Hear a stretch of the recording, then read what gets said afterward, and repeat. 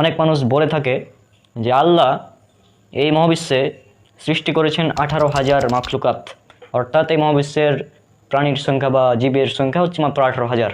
অর্থাৎ প্রচলিত একটি কথা হচ্ছে 18,000 মাখলুকাত। অনেকে এটা হাদিস বলেও প্রচার করে থাকে, অনেকে বলে থাকে এটা একটি হাদিস, কিন্তু এটি একটি প্রচলিত বানোয়াট এবং মিথ্যা কথা।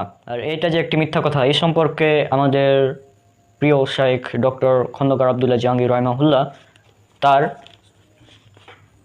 হাদিসের নামে জালিয়াতি এই বইয়ের 282 পৃষ্ঠাতে উল্লেখ করেছেন যে এখানে 282 পৃষ্ঠার 3 নম্বর পয়েন্ট উল্লেখ করা আছে 18,000 মাখলুকাত।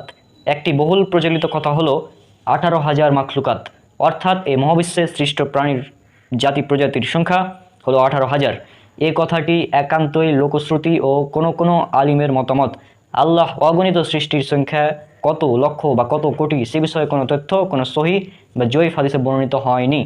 অর্থাৎ এটি একটি বানোয়াট, মিথ্যা এবং ভিত্তিহীন কথা, না আছে কোরআনের কোনো আয়াতে, না আছে হাদিসে। আর আপনারা জানেন আমি একজন সায়েন্সের স্টুডেন্ট, আর এই সায়েন্সের স্টুডেন্ট হিসাবে আমি পড়েছিলাম এইচএসসিতে পড়েছিলাম, এবং বর্তমান বিজ্ঞানের আবিষ্কার ওইটাই বলে। আমি এইচএসসিতে পড়েছিলাম, এটা উল্লেখ করা আছে জীববিজ্ঞান দ্বিতীয় পত্র বই, গাজী আজমল স্যারের বই, অধ্যায় নাম্বার 1। অধ্যায়ের নাম হচ্ছে প্রাণীর বিভিন্নতা ও শ্রেণীবিন্যাস। এই অধ্যায়ের প্রথম পৃষ্ঠার প্রথম নাম্বার লাইনে উল্লেখ করা আছে জীববিজ্ঞানীরা এই পর্যন্ত মোট 2,77,000 ভাস্কুলার উদ্ভিদ এবং 15 লক্ষেরও বেশি প্রাণী প্রজাতি শনাক্ত করেছেন।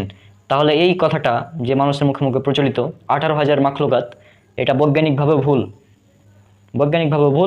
বাস্তবভাবে ভুল। এ কথার কোনো ভিত্তি নাই, কোনো সনদ নাই, একদম মিথ্যা এবং বানোয়াট যা অনেক মানুষ বলে থাকে।